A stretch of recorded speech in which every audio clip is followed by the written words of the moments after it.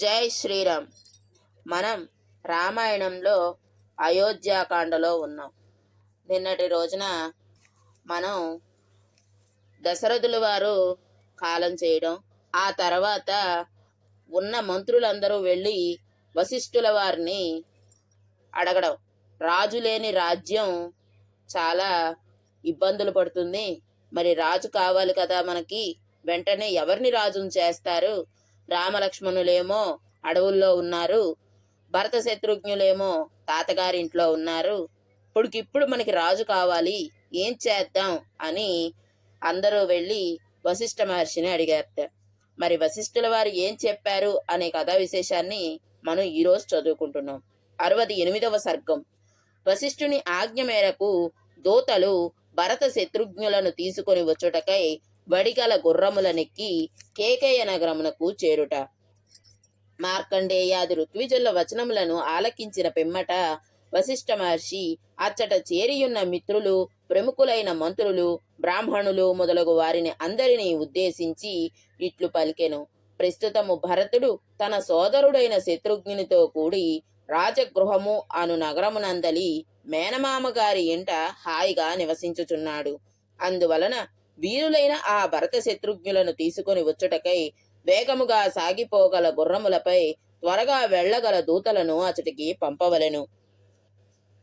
మహారాజు గారే భరతుని యువరాజుగా చేయుటకు నిశ్చయించి ఉండిరి కదా, ఇప్పుడు మనము ప్రత్యేకముగా ఆలోచింపవలసినదేమున్నది? వశిష్ఠుని సూచనను వారందరూ ఆమోదించిరి. పిమ్మట ఆ మహాముని దూతలతో ఇట్లనెను. ఓ సిద్ధార్థ, విజయ, జయంత, అశోక, నందన, ఇటు రెండు. మీరందరూ చేయవలసిన పని తెలిపెదను, వినుడు. వెంటనే మీరు శీఘ్రముగా సాగిపోగల గుర్రములపై రాజగృహమునకు వెళ్ళుడు. నామమాత్రముగనైనను మీ ముఖములపై శోక చిహ్నములను కనబడనీయక నా ఆజ్ఞగా ఈ మాటను భరతునకు తెలుపుడు. ఓ భరత, వంశ పురోహితుడైన వశిష్ఠ మహర్షియు మంత్రులందరూ నీ క్షేమ సమాచారములను గూర్చి అడిగిరి. త్వరగా నీ ఒక పని చేయవలసి ఉన్నది. శీఘ్రముగా బయలుదేరి రావలయును. మీరు అక్కడికి వెళ్లిన పిమ్మట శ్రీరాముని వనవాస విషయమును గాని, దశరథ మహారాజు మరణ వార్తను గాని ఆయనకు తెలుపరాదు. రఘువంశజులకు ఎదురైన ఈ ఆపదను గూర్చియు ప్రస్తావింపరాదు. కేకయరాజు కొరకు, భరత శత్రుఘ్నుల కొరకు పట్టు వస్త్రములను, అమూల్యమైన ఆభరణములను కానుకలుగా తీసుకొని వెంటనే వెళ్ళుడు. పిమ్మట కేకయ రాజ్యమునకు వెళ్లబోవుచున్న ఆ దూతలు తమ దారి బత్తెములను తీసుకొని వేగమునకు ప్రయాణ శ్రమలకు తట్టుకొనగలిగిన గుర్రములను అధిరోహించి తమ ప్రయాణములను గూర్చి కుటుంబ సభ్యులకు తెలుపుటకై స్వగృహములకు వెళ్ళిరి. వశిష్ఠుని ఆజ్ఞతో ఆ దూతలు ప్రయాణమునకు సంబంధించిన పనులను అన్నింటినీ ముగించుకొని త్వరగా బయలుదేరిరి. వారు అపరతాల పర్వతము యొక్క దక్షిణ భాగము చివరి వరకు ప్రయాణము చేసి అచ్చట మాలిని నదీ తీరమును దాటి ప్రలంబగిరి ఉత్తర భాగమునకు చేరి అట నుండి పడమట దిశగా ప్రయాణించిరి. ఆ దూతలు హస్తినాపుర సమీపమున గంగా నదిని దాటి అక్కడి నుండి పశ్చిమాభిముఖులై కురుజాంగల దేశము మీదుగా పాంచాల దేశము చేరిరి. అనంతరము వారు వికసించిన పద్మములు గల నిండైన సరస్సులను, నిర్మల జలములు గల నదులను చూచుచు కార్యము యొక్క ఒత్తిడి కారణముగా శీఘ్రముగా వెళ్ళిరి. వారు స్వచ్ఛములను మధురములను అయిన జలములు గలది, వివిధములకు పక్షులచే సేవింపబడుచున్నది, జనుల సంచారము గలది అయిన శరదండా నది దాటి వేగముగా వెళ్ళిరి. శరదండా నదికి పశ్చిమ తీరమున దివ్యమైన ఒక వృక్షము గలదు. అది ఒక దేవతకు ఆవాస స్థానము. దానిని పూజించిన వారి కోర్కెలు అన్నియును సఫలమగుచుండుట వలన దానికి సత్యోపయాచనము అని ప్రసిద్ధి ఏర్పడినది. దూతలు ఆ వృక్షమునకు ప్రదక్షిణ పూర్వకముగా నమస్కరించి అనంతరము కులింగాపురికి చేరిరి. వారు కులింగాపుర సమీపమున గల అభిఖాళము అను గ్రామమునకు చేరి ఇక్షుమతి అను పవిత్ర నదిని దాటిరి. అది బోధి భవనము అను పర్వతమును పుట్టి ప్రవహించుచున్నట్టిది. ఆ ప్రదేశములన్నీ ఇక్ష్వాకు ప్రభువుల పరిపాలనలోనివే. ఆ ఇక్షుమతి తీరమున ప్రతి దినము ఒక దోసెడు నీటిని మాత్రమే తాగి తపస్సు చేయుచుండెడి వేద పండితులైన బ్రాహ్మణులను వారు దర్శించిరి. పిమ్మట వారు బాహ్లిక దేశ మధ్య భాగమున గల సుధామ పర్వతమునకు చేరిరి. ఆ దూతలు సుధామ పర్వత శిఖరముపై గల విష్ణుపాద క్షేత్రమును, ఆ పర్వతమును ఆనుకొని ప్రవహించుచున్న విపాసా నదిని, దాని తీరమునున్న శాల్మలి వృక్షములను దర్శించిరి. ఇక్కడ విపాసా నది గురించి చిన్న మాట రాశారో చెప్తాను. ఈ నది యందు స్నానమునర్చిన వారి సంసార పాశములను ఇది త్రెంచివేయును. కనుక ఇది ఈ నదికి విపాస అని పేరు ఏర్పడినట్లు ప్రతీతి. వారు క్రమముగా ముందునకు సాగుచూ వివిధ నదులను, దిగుడు బావులను, చెరువులను, చిన్న చిన్న గుంటలను, సరస్సులను, అట్లే సింహములు, పెద్ద పులులు, జింకలు, ఏనుగులు మొదలగు వన జంతువులను చూచుచు రాజాజ్ఞను పాలించు ఇచ్ఛతో విశాలములైన మార్గములతో పయనించిరి. సుదూర ప్రయాణములచే ఆ దూతల గుర్రములు అలసిపోయుండెను. అయినను వారు మిక్కిలి శీఘ్రముగా కేకయ రాజ్య మహానగరమైన గిరివ్రజపురమునకు చేరిరి. మృతుడైన దశరథుని ఆత్మశాంతి కొరకు, ఇక్ష్వాకు వంశజుల రక్షణ కొరకు, ఆ ప్రభువుల వంశము యొక్క పేరు ప్రతిష్టలను నిలుపుటకు ఆ దూతలు ఆదరాభిమానములతో రాత్రివేళ అయినప్పటికీ ఆ పురమున త్వరగా ప్రవేశించిరి. 69వ సర్గము. తనకు దుస్వప్నము రాగా భరతుడు చింతాక్రాంతుడగుట, దానిని గూర్చి అతడు తన మిత్రులకు తెలుపుట. వశిష్ఠ మహర్షి పంపిన దూతలు గిరివ్రజపురమున అంటే కేకేయరాజు యొక్క నగరమున ప్రవేశించిన రాత్రి అందే భరతుడుకు ఒక దుస్వప్నమును గాంచెను. రాత్రి గడిచి తెల్లవారుచుండగా వచ్చిన అప్రియమైన ఆ స్వప్నమునకు దశరథ మహారాజు పుత్రుడైన భరతుడు మిక్కిలి మానసిక వేదనను అనుభవించెను. చింతాగ్రస్తుడయ్యున్న అతని తీరుని గమనించి ఆయన ప్రియమిత్రులు అతని మనోవేదనను తొలగించుటకై సభను ఏర్పాటు చేసి కథలు చెప్పసాగిరి. భరతునకు మనశ్శాంతిని గూర్చుటకై వారు వీణ వేణునాదములను వినిపించిరి.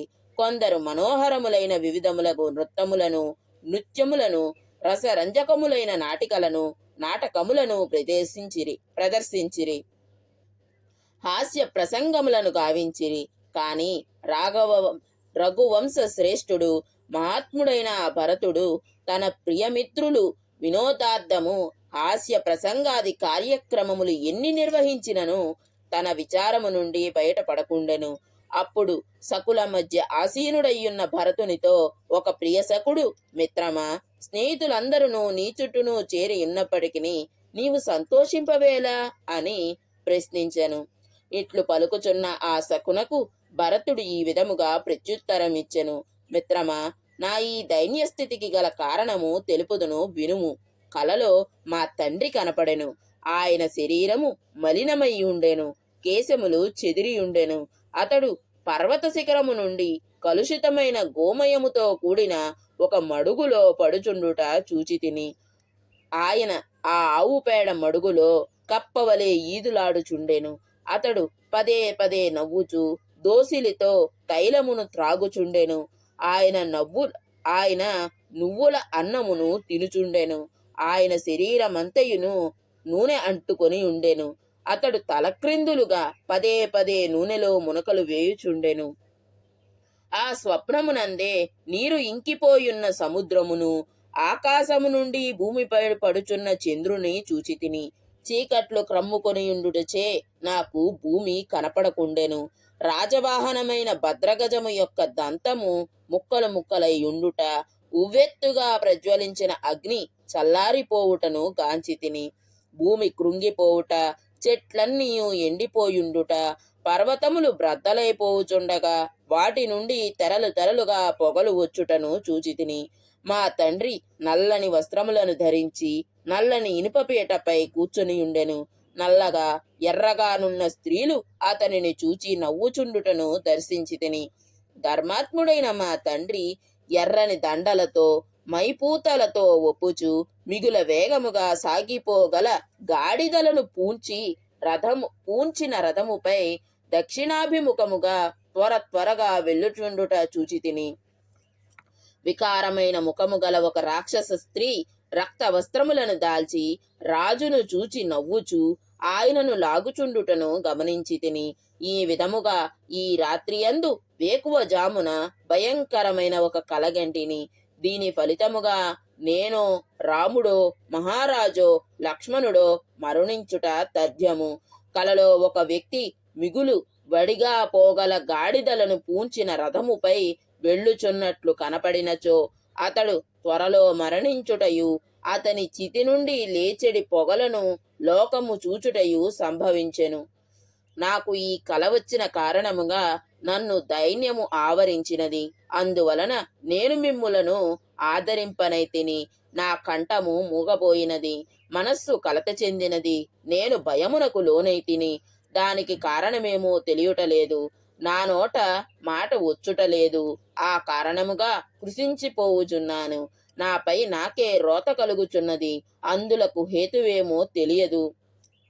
ఇట్టి వివిధ దృశ్యములు గల పిచ్చి పిచ్చి కలలను గూర్చి ఇదివరలో నేను ఎన్నడూను తలంచి ఉండలేదు.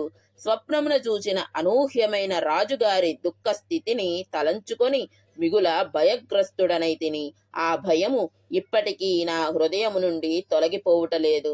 మరంతే కదా, మన అనుకున్న వాళ్ళు ఎవరికైనా కష్టం వచ్చినట్టు మనకు కలలో కనిపిస్తే, ఇలాంటి కళ ఎవరికైనా వస్తే ఎవరికైనా బాధగానే ఉంటుంది కదా. ఇప్పటి వరకు భరతుడి గురించి అందరూ మాట్లాడుకున్నారు కానీ భరతుడు మాట్లాడితే ఎలా ఉంటుంది అనేది మనం ఇంతవరకు చదువుకోలేదు. రాముడు మంచివాడు, రాముడు మంచివాడు, రాముడు సద్గుణ సంపన్నుడు అని మనం తెలుసుకున్నాం. మరి భరతుడు ఎలాంటి వాడో మనకి తెలియదు కదా. ఇప్పటి వరకు ఆయన గురించి రాలేదు. ఆయన ఎంత కంగారు పడుతున్నాడో చూడండి. 70వ సర్గము. అయోధ్య నుండి వచ్చిన దూతలు వశిష్ఠుని ఆదేశమును భరతునకు తెలుపుట. భరతుడు శత్రుఘ్నునితో కూడి మాతామహుని ఆజ్ఞ తీసుకొని అయోధ్యకు బయలుదేరుట. భరతుడు ఇట్లు తన స్వప్న వృత్తాంతమును గూర్చి తన మిత్రులకు వివరించుచుండగా అయోధ్య నుండి వచ్చిన దూతలు దుర్భేద్యమైన పురద్వారముల గల రాజగృహము అను పేరు గల రమ్యమైన నగరమున ప్రవేశించిరి. వారి గుర్రములు అలిసియుండెను. తమ కడకు విచ్చేసిన ఆ దూతలను కేకయ్య మహారాజు, ఆయన కుమారుడైన యుధాజిత్తు ఆదర సత్కారములతో గౌరవించిరి. ఆ దూతలు అయోధ్యకు రాజు కానున్న భరతుని పాదములకు నమస్కరించి ఆయనతో ఇట్లనిరి. నాయన, ఓ భరత, వంశ పురోహితుడైన వశిష్ఠ మహర్షియు మిత్రులందరూ నీ క్షేమ సమాచారములను గూర్చి ప్రస్తావించిరి. అయోధ్యలో మీరు అత్యవసరముగా నిర్వహింపవలసిన కార్యము గలదు కనుక మీరు వెంటనే బయలుదేరుడు. ఓ రాకుమారా, అమూల్యమైన ఈ వస్త్రాభరణములను స్వీకరింపుడు. వీటిని మీ తాతగారికి మేనమామకు సమర్పింపుడు. ఓ రాజపుత్ర, ఈ వస్త్రాభరణాదులలో 20 కోట్ల రూప్యములు విలువగలవి మీ తాతగారికి, 10 కోట్ల విలువ గలవి మీ మేనమామ గారికి ఉద్దేశింపబడినవి. బంధుమిత్రుల ఎడ మిగుల ప్రేమానురాగములు గల భరతుడు ఆ కానుకలను అన్నింటినీ స్వీకరించి మహారాజుకు మేనమామకు వాటిని అర్పించెను. పిమ్మట అతిథి సత్కారములతో మృష్టాన్న భోజనములతో ఆ దూతలను సంతృప్తిపరచెను. మా తండ్రి అయిన దశరథ మహారాజు కుశలమేనా? మహాత్ములైన రామలక్ష్మణులు క్షేమమే గదా? ధీమంతుడైన రాముని యొక్క జననియు ధర్మమును బాగుగా ఎరింగి దానిని ఆచరించుచున్నదియు ప్రజలలో ధర్మమునే దర్శించున్నదియు పూజ్యురాలు అయిన కౌసల్యాదేవి క్షేమమే కదా. చూస్తున్నారా, వింటున్నారా? భరతుడు మొట్టమొదటిగా అడిగింది తన తల్లి ఎలా ఉంది అని కాదు. మా నాన్నగారు కుశలమేనా, తర్వాత మా రామలక్ష్మణులు క్షేమమేనా, ఆ తర్వాత కైకేయిని అడుగుతారేమో అని అనుకుంటాం మనం అందరూ. కానీ ఆయన ఏమన్నారు? పూజ్యురాలైన కౌసల్యాదేవి క్షేమమేనా అని అడిగారు. అది వీరులైన లక్ష్మణ శత్రుఘ్నుల యొక్క తల్లి, ధర్మజ్ఞురాలు, మా ముగ్గురు తల్లులలో మధ్యస్థయి అయిన సుమిత్రాదేవి కుశలమే కదా. స్వార్థపరురాలు, ఉగ్ర స్వభావము గలది, కోపశీలియు, అందరిలో తానే తెలివిగలదానను అని భావించుచున్నది అయిన మా తల్లి కైకేయికి ఎట్టి ఆపదయూ లేదు కదా. ఆయనే చెప్తున్నారు స్వార్థపరురాలు నా తల్లి అని. ఆమె ఏమి చెప్పి పంపినది? మహాత్ముడైన భరతుడు ఈ విధముగా అడిగిన పిమ్మట ఆ దూతలు సవినయముగా అతనితో ఇట్లు పలికిరి: ఓ నరోత్తమ, అందరును క్షేమమే. పద్మహస్తయైన లక్ష్మీదేవి నిన్ను వరించుచున్నది. వెంటనే రథమును అధిరోహించి బయలుదేరుము. దూతలు ఇట్లు పలికిన పిదప భరతుడు వారితో ఈ విధముగా నుడివెను: సరే, నా అయోధ్య ప్రయాణమునకు దూతలు నన్ను తొందర పెట్టుచున్నారు. మీ ఆజ్ఞ ఏమి అని రాజుగారిని అడిగెదను. రాజకుమారుడైన భరతుడు దూతలతో ఇట్లు పలికి వారి ప్రోత్సాహముతో మాతామహుడైన కేకయరాజునకు ఇట్లు విన్నవించెను: ఓ మహారాజా, దూతల సందేశమును అనుసరించి నేను మా తండ్రి గారి కడకు వెళ్ళెదను. మీరు నన్ను స్మరించినప్పుడు నేను మీ కడకు వచ్చి వాలెదను. భరతుని అభ్యర్థనను వినిన పిమ్మట అతని మాతామహుడవు కైకేయరాజు రఘువరుడైన ఆ భరతుని మూర్ధమును మూర్కొని అతనితో ఇట్లు శుభవచనములను పలికెను: నాయన కైకేయి, అనుంగుపుత్ర, సంతోషముగా వెళ్ళిరమ్ము. ఓ పరంతప, మీ తల్లిదండ్రుల క్షేమమును గూర్చి అడిగినట్లు తెలుపుము. కుల పురోహితుడైన వశిష్ఠ మహర్షి మున్నగు బ్రాహ్మణోత్తముల కుశలములను అడిగినట్లు నుడుపుము. నాయన, గొప్ప ధనుర్ధారులు మీ సోదరులకు రామలక్ష్మణులను కూడా అడిగినట్లు చెప్పుము.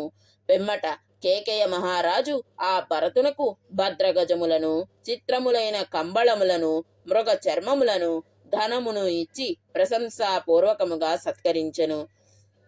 ఇంకను అతనికి 2000 బంగారు నాణములను, 1400 గుర్రములను, ఇతర సంపదలను బహూకరించెను. అట్లే ఆ కేకేయ ప్రభువు తనకు ఇష్టులను, విశ్వాసపాత్రులను, గుణవంతులను, ప్రాణములను ఒడ్డి అయినను యజమానిని రక్షించువారైన అంగరక్షకులను భరతునకు అనుయాయులునుగా వెంటనే సమర్పించెను. పిమ్మట మేనమామ అయిన యుధాజిత్తు ఐరావత పర్వతమున పుట్టినవి, ఇంద్రశిఖర గిరియందు జన్మించినవియగు అందమైన ఏనుగులు, సుశిక్షితములై వేగముగా నడవగల గుర్రములు భరతునకు కానుకలుగా ఇచ్చెను. ఇంకను అతడు అంతఃపురమునందు చక్కని శిక్షణతో పెంచబడినవి, పెద్ద పులుల వలె బల పరాక్రములు గలవి, వాడి కొరలే ఆయుధములుగా గలవి, దృఢమైన శరీరములు గలవి అయిన సునకములను అంటే వేట కుక్కలను భరతునకు బహుమతిగా ఇచ్చెను. అంతట కైకేయి కుమారుడైన భరతుడైతే అప్పుడు అయోధ్యకు త్వరగా వెళ్లవలసి ఉండుటచే కేకేయరాజు అతని కుమారుడు యుధాజిత్తు ఇచ్చిన కానుకలను స్వీకరింపలేదు. తనకు వచ్చిన దుస్వప్న కారణమును దూతల తొందరపెట్టుచుండుట చేతను భరతుని హృదయము అంతులేని చింతకు లోనయ్యను. ఎంతైనా మనసులో చెప్తూనే ఉంది, ఇన్ని కానుకలు వస్తున్నా మనసులో తండ్రి గారి మీదే ఉంది ఆలోచన అంతా భరతుల వారిదే. మిక్కిలి శుభలక్షణ సంపన్నుడైన భరతుడు తన నివాస భవనమునకు వెళ్లి అచట మాతామహి మొదలగు వారి అనుమతిని గైకొని పిమ్మట చతురంగ బలములతో కూడి చక్కని రాజమార్గమును అనుసరించెను. బుద్ధిమంతుడు, శుభ లక్షణ సంపన్నుడు అయిన భరతుడు మహాభవనమునను చూచెను. వెంటనే అతడు అందు ప్రవేశించెను.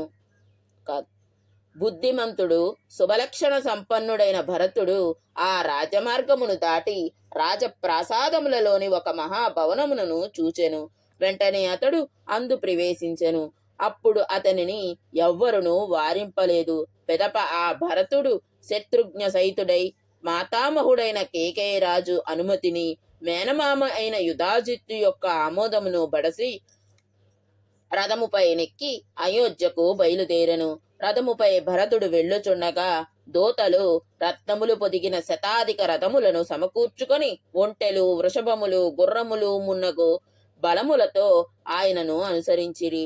మిక్కిలి ధైర్యశాలియు శత్రువులు లేనివాడు అయిన భరతుడు అంగరక్షకులు వెంటనుండగా చతురంగ బలముల రక్షణలో శత్రుఘ్నునితో కూడినవాడై ఇంద్రలోకము నుండి వెడలిన సిద్ధుని వలె మాతామహుని ఇంటి నుండి బయలుదేరెను. 71వ సర్గము.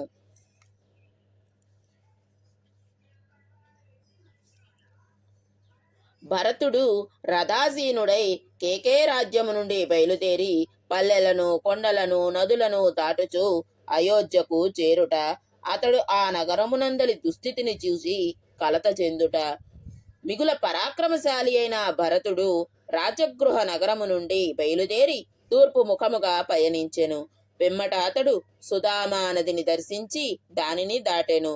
అనంతరము సద్గుణం సంపన్నుడైన భరతుడు వరుసగా విశాలమైన హరాదిని నదిని, పశ్చిమ దిశగా ప్రవహించడి శతద్రు నదిని దాటెను. ఏలాధన నగర సమీపమున గల శతద్రు నదమును దాటిన పిమ్మట అతడు అపర పర్పటములు అను ప్రదేశమునకు చేరి రాళ్లను ఆకర్షించునట్టి శిలావహ నదిని దాటి అతడికి ఆగ్నేయ దిశలోనున్న శల్యకర్తన నగరమునకు చేరెను. సత్యసంధుడు, పవిత్రుడు, శ్రీమంతుడు అయిన భరతుడు శిలావహ నదిని చూచుచు దారిలోనున్న మహాపర్వతములను దాటుచు చైత్రరథ వనమునకు చేరెను. అనంతరము అతడు పశ్చిమ దిశగా ప్రవహించుచు సరస్వతీ నది, గంగానది యొక్క పాయను కలియు ప్రదేశమును చేరెను. పిమ్మట అతడికి ఉత్తర దిశ గల వేర మత్స్య దేశముల మీదుగా బారుండవనమున ప్రవేశించెను. మిక్కిలి వేగముగా ప్రవహించుచున్నట్టిది, పర్వతములచే ఆవరింపబడి ఆహ్లాదకరముగా ఉన్నట్టిది అయిన కుళింగము అను పేరు గల యమునా నదిని దాటి ఎండలకు డస్సియున్న తన సైన్యమును ఆ యమునా నది తీరమున విశ్రమింపజేసెను. ప్రయాణ శ్రమచే మిగుల అలసియున్న గుర్రములను కడిగించి వాటికి సరియగు గ్రాసమును నీటిని సమకూర్చి చెట్ల నీడలలో వాటిని విశ్రమింపజేసెను. పిమ్మట ఆత్మీయులందరితో తాను స్నానపానములను ముగించుకొని ప్రయాణ సమయమున దాహము తీర్చుకొనుటకై కొంత నీటిని తీసుకొని ముందునకు సాగెను. మంగళకరుడైన రాజకుమారుడగు భరతుడు జనసంచారము లేని దుర్గమారణ్యములకు సురక్షితమైన రథముపై ఆకాశమును వాయువు వలె అధిగమించి వెళ్ళెను. అనంతరము అతడు అంశుధాన నగరమును చేరెను. అచట తమకు అనువగు రేవు లేకుండుటచే సైన్యములతో ఆ గంగా మహానదిని దాటుట అసాధ్యమని ఎరింగి వెంటనే సుప్రసిద్ధమైన రేవు పట్టణమగు ప్రాగ్వట నగరమునకు చేరెను. చతురంగ బలములతో గూడియున్న ఆ భరతుడు ప్రాగ్వట నగర సమీపమున గంగానదిని దాటి కుటికోష్టికా నదిని సమీపించెను. పిమ్మట దానిని కూడా దాటి ధర్మవర్ధనము అను గ్రామమును చేరెను. అచటి నుండి భరతుడు తోరణ గ్రామమునకు దక్షిణమున గల జంబూప్రస్థ గ్రామమునకు చేరెను. అనంతరము అతడు రమణీయమైన వరూధము అను ప్రసిద్ధ గ్రామమునకు చేరెను. ఆయన దాటుతున్న గ్రామాలన్నీ మనకి పేర్లుగా చెప్తున్నారు అనమాట. ఒక్కొక్క పేరు వస్తోంది. అచట మనోజ్ఞమైన ఒక వనమునందు ఆ రాత్రి గడపెను. అనంతరము అచటి నుండి తూర్పు దిశగా కదిలి ఉజ్జీహాన నగర సమీపమున గల ఒక వనమునకు చేరెను. ఆ వనమునందు కదంబ వృక్షములు సమృద్ధిగా ఉండెను. ఆ కడిమి చెట్ల తోపును చేరిన పిమ్మట సైనికులతో నేను ముందుగా వెళ్ళెదను, మీరు తిన్నగా రండు అని పలికి తాను జవనాశ్వములను పూంచిన రథముపై త్వరగా సాగిపోయెను. అతడు సర్వతీర్థ గ్రామమున ఒక రాత్రి వసించి పిమ్మట పర్వత ప్రాంతములలో పుట్టి పెరిగిన గుర్రముల సాయముతో ఉత్తానికా నదిని తదితర నదులను దాటెను. నరశ్రేష్ఠుడైన ఆ భరతుడు హస్తిపృష్టక గ్రామమును చేరి కుటికా నదిని దాటెను. అనంతరము లౌహిత్య గ్రామమును చేరి కపీవతి నదిని అధిగమించెను. అతడు త్వరగా ఏకశాల గ్రామమును, తాణుమతి నదిని, వినత అను గ్రామ సమీపమున గోమతీ నదిని దాటి కళింగ నగరమునొద్ద ఒక మద్ది చెట్ల తోపున ప్రవేశించి అశ్వములు అలసిపోవుట చూచి అచట సేద తీరెను. పిమ్మట ఆ వనమును వీడి ఆ రాత్రినంతయు వేగముగా ప్రయాణము చేసి మను ప్రభుచే నిర్మితమైన అయోధ్యను దర్శించెను. మొత్తానికి భరతులు వారు అయోధ్యకు చేరుకున్నారు.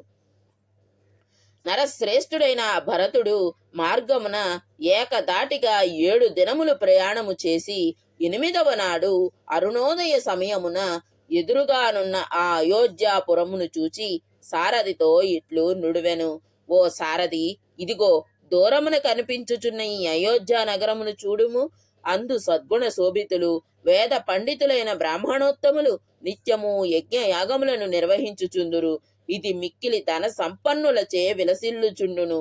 దీనిని ఇక్ష్వాకు వంశజులైన పెక్కుమంది రాజర్షులు పరిపాలించిరి. ఆ విధముగా ఖ్యాతి వహించి చక్కని ఉద్యానవనములతో కలకలలాడుచుండెడి ఈ అయోధ్య నగరము తెల్లని గోడలతో నేడు వెలవెలబోవుచున్నది. అయోధ్య నగరమునందు అంతటను పూర్వము స్త్రీ పురుషుల కదలికలలో పెద్దగా సవ్వడులు వినబడుచుండెడివి. కానీ నేడు ఆ ధ్వనులు వినపడుటలేదు. సాయంకాలము కాగానే జనులు ఉద్యానవనములకు చేరి అచట స్వేచ్ఛగా రాత్రి అంతయు వినోద క్రీడలు సలిపి తెల్లవారిన పిమ్మట వారందరూ తమ తమ ఇండ్లకు పరుగులు తీయుచూ ఉండేవారు. అప్పటి ఆ ఉద్యానవన శోభలు అపూర్వములు. కానీ నేడు అవి నాకు మరి ఒక విధముగా కనబడుచున్నవి. నడవి రసిక జనులు విహారములు లేక ఏడ్చుచున్నట్లుగా ఉన్నవి. ఇప్పుడు ఈ పురము నాకు పాడుబడిన అరణ్యము వలె నిర్జీవమై గోచరించుచున్నది. ఈ పురమునందు శిబికాది వాహనములు, ఏనుగులు, అశ్వములు, పుర ప్రముఖులు ఇదివరలో వలె రాకపోకలు సాగించుచున్నట్లు కనపడుటలేదు. క్రమక్రమముగా పండ్లను, చిగురుటాకులను, పూదేనలను ఆస్వాదించుటచే మత్తిల్లిన చిలుకలు, కోకిలలు, తుమ్మెదలు మొదలగు వాటితో లోగడ పురమునందలి ఉద్యానవనములు శోభిల్లుచు ఆహ్లాదకరముగా ఉండెడివి. ఇంకను అవి జనుల యొక్క క్రీడా వినోదములకు, విహారములకు అనువుగా వివిధములకు పొదరిండ్లతోనూ దిగుడు బావుల తోడ క్రీడా పర్వతములతోడ చూడముచ్చటగా ఉండెడివి. నేడు ఆ ఉద్యానమునందలి చెట్లు సమీపమున గల మార్గములలో ఆకులను రాల్చుచు ఏడ్చుచున్నట్లుగా ఉండుటచే అవి పూర్తిగా ఆనందశూన్యములై కనపట్టుచున్నవి. సూర్యోదయం అయినప్పటికీ ఇష్టమైన పండ్లను భుజించుచు మదించిన క్రీడా మృగముల యొక్క సుఖ సారకాది పక్షుల యొక్క రాగయుక్తములై అవ్యక్త మధురములకు కలకలా రావములు ఏమాత్రము వినిపించుటయే లేదు. చందనము, అగరు సువాసనలతో గుబాళించుచు సాటిలేని విధముగా హాయిని గొలిపెడి వాయువులు ఎప్పటి వలె నేడు ప్రసరించుటలేదేమి? కారణమేమయ్యుండును? కర్రలతో భేరీలను మ్రోగించుట వలన, హస్తతలములతో మృదంగములను వాయించుట వలన, వ్రేళ్లతో వీణా తంత్రులను మీటుట వలన కలిగెడి లయతో కూడిన మధుర నాదములు ఇదివరలో వలె నిరంతరము వినిపించుటలేదేమి? చూచుట తోడనే దుఃఖమును కలిగించునవి, ఇష్టములు కానివి, అశుభ సూచకములు, క్రూరములు అయిన అపశకునములు కనవచ్చు చుండుటచే నా మనస్సు మిగుల కలత చెందుచున్నది. ఓ సారథి, నా ఆత్మీయులకు ఏదేని ఒక రీతిగా తీరని కీడు సంభవించినట్లు నాకు అనిపించుచున్నది. కారణము తెలియకనున్నను నా మనస్సు మాత్రము ఎంతయు ఖేదపడుచున్నది. భరతుడి మనస్సున కిన్నుడయ్యుండెను, అతని గుండె బరువెక్కియుండెను, మిక్కిలి భయమునకు లోనయ్యుండెను. అతడు ఇంద్రియముల క్షోభకు గురి అయ్యుండెను. ఇట్టి అవస్థలో అతడు ఆతురతతో ఇక్ష్వాకు ప్రభువుల రాజధాని అయిన అయోధ్య నగరమున ప్రవేశించెను. భరతుని రథాశ్వములు అలసియుండెను. అతడు నగరమునకు పశ్చిమ దిశయందున్న వైజయంతము అను ద్వారమున ప్రవేశించెను. వెంటనే అచటి ద్వారపాలకులు లేచి నిలబడి భరతునకు జయజయధ్వానములు చేసిరి. పిమ్మట అతడు వారితో కలిసి వెళ్ళెను. వ్యాకులపాటునకు లోనయ్యున్న భరతుడు తన వెంటనున్న ద్వారపాలకులను గౌరవపూర్వకముగా వెనక్కుకు పంపి అలసియున్న రథసారథితో అశ్వపతి పంపగా తన వెంట వచ్చిన రథసారథితో ఇట్లు పలికెను. ఓ పుణ్యాత్ముడా, వశిష్ఠ మహర్షి ఇంత త్వరగా నన్ను ఇచ్చడికి పిలిపించుటకు గల కారణమేమయ్యుండును? నా హృదయము కీడును శంకించుచున్నది. ఎన్నడును దైన్యమునకు ఎరుగని నా స్వభావము ధైర్యము కోల్పోవుచున్నది. ఓ సారథి, మహారాజులు మరణించినప్పుడు ఏర్పడు పరిస్థితులను గూర్చి లోగడ నేను వినియుంటిని. అట్టి చిహ్నములన్నీయును ఇప్పుడు ఇచట నాకు కనపడుచున్నవి. ఇచటి గృహస్థులు ఇండ్లన్నీయును శోభావిహీనములై ఉన్నవి. ముంగిళ్లను ఎవ్వరును శుభ్రపరిచినట్లు లేదు. అవి అన్నియును చూచుటకు వికారముగా ఉన్నవి. వాకిండ్లను ఎవ్వరును మూసివేయలేదు.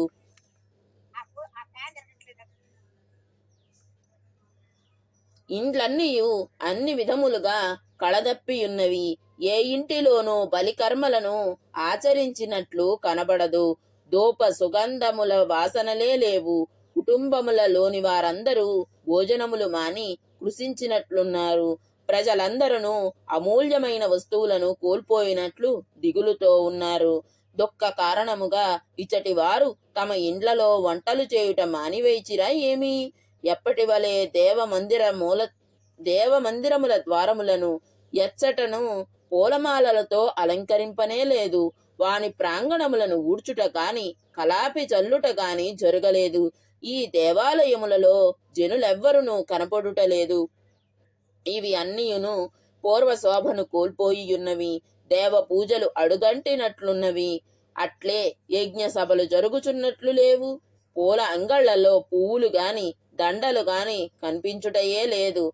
వర్తకులు పూర్వము వలె ఉత్సాహవంతులై కనపడుటలేదు. వ్యాపారములలో నష్టముల పాలై దెబ్బతిన్న వారి వలె తేరని విచారములో మునిగియున్నట్లున్నారు. దేవాలయముల యందును చైత్యముల యందున గల పక్షులన్నీయు దిగులుతో ఉన్నవి. పురమునందలి స్త్రీ పురుషులు అందరూ మలిన వస్త్రములను ధరించి కన్నీరు గార్చుచున్నారు. వీరు అందరూ దేనవదనులై చింతాక్రాంతులై కృషించి ఎవరి కొరకో ఎదురుచూచుచున్నట్లు ఉన్నారు. అయోధ్యలో అపశకునములను గాంచిన భరతుడు మిగుల కలత చెందిన మనస్సు గలవాడై సూతునితో ఇట్లు పలికిన పిమ్మట రాజభవనమునకు చేరెను. అయోధ్యానగరము ఎల్లప్పుడూ దేవేంద్రుని రాజధాని అయిన అమరావతి వలె వైభవముతో వెలసిల్లుచుండెడిది. నేడు అందలి వీధుల కూడళ్లు, ఇండ్లు, రాజమార్గములు జనశూన్యములై ఉన్నవి. గృహద్వారములన్నీ దుమ్ము కొట్టుకొని ఎర్రబారియున్నవి. ఈ విధముగా కళాకాంతులు తప్పియున్న అయోధ్యను చూచి భరతుడు పూర్తిగా దుఃఖమున మునిగెను. భరతుడు తాను ఇది వరకు అయోధ్యలో ఎన్నడూ కని విని ఎరుగని అప్రియ దృశ్యములను, అశుభ సూచకములైన శకునములను చూచెను. సహజముగా గుండె నిబ్బరము గలవాడైనను అతడు ఈ కారణముగా ఉత్సాహమును కోల్పోయి దేన మనస్కుడై తల వంచుకొనిన వాడై తండ్రి మందిరమున ప్రవేశించెను. అంత గుండె ధైర్యమును కోల్పోయిన వాడు తన తండ్రిని అలా ఎలా చూశాడు? అసలు ఆ తర్వాత అసలు తండ్రి తనని రాజకుమారుని చేయమని చెప్పాడు, తనని పట్టాభిషిక్తుడిని చేయమని చెప్పాడు అనే వార్త తెలిసి భరతుడు ఎలా స్పందించాడో మనకు తెలియాలి కదా. మరి అది తెలియాలి అంటే ఆ కథ కూడా చదువుకోవాలిగా. మరి కైకేయి చెప్తుందిగా, నువ్వే రాజువి, మీ నాన్న చెప్పి వెళ్ళిపోయాడు అని చెప్తుంది కదా. రాముడు అడవులకు వెళ్ళాడు. ఈ వార్తలని విని మరి మన భరతుల వారు ఏం మాట్లాడతారో మనకు తెలియాలంటే తర్వాత సర్గ చదవాలి అంటే మనం రేపు చదువుకోవాలి. సర్వం శ్రీరామచంద్రమూర్తి పాదారవిందార్పణమస్తు. స్వస్తి.